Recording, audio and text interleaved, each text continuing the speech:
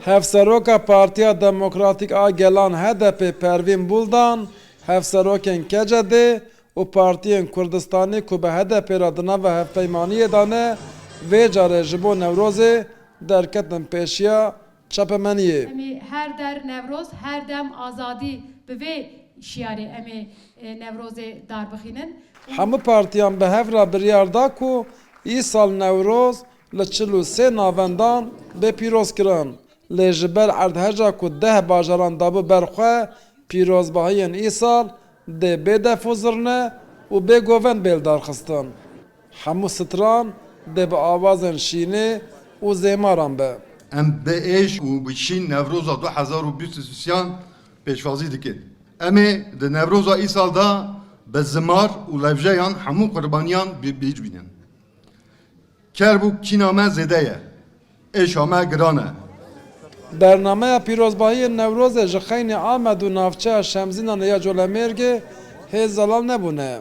Kîjan bajar û navçe dê Newroza xwe kengê pîroz bike, piştî hin civînan dê zelal bibe.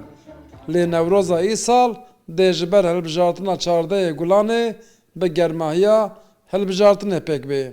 Ev hilbijartina hanê ji bo Kurdan maneyekî ya dîrokî heye, hem ji bo yekîtiya netewî Bakurê Kurdistanê, hem bo yekîtiya netewî temam çar parçeyê Kurdistanê, hem ji bo peyamekî berfireh ji bo gelên cîhanê ji bo siyaseta cîhanê em bidin. Li kuçe û kolanan rojeva sereke erd hece.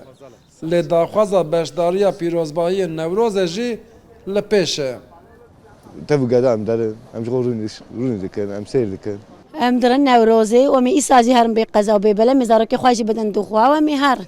Mam çawa narin. Qasî dinya Newrozê hez dikim. Newroz Newroza me ye, rengê me ye.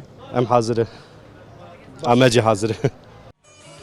Newroz ji salên notî heta niha tenê di sala 2020 de nehatibe pîrozkiran. Sedema wê jî nexweşiya koronayê bû. Newroz par li heftê û du bajar û navçeyan bi beşdariyeke mezin hatibe pîrozkirin. Di dema pandemî û nexweşiya koronayê de jî di serê de qada Newrozê ya Amedê hemû qadên ku pîrozbahî lê dihatin kirin tije dibûn. Lê niha çavê hemû kesî li Newroza îsal e.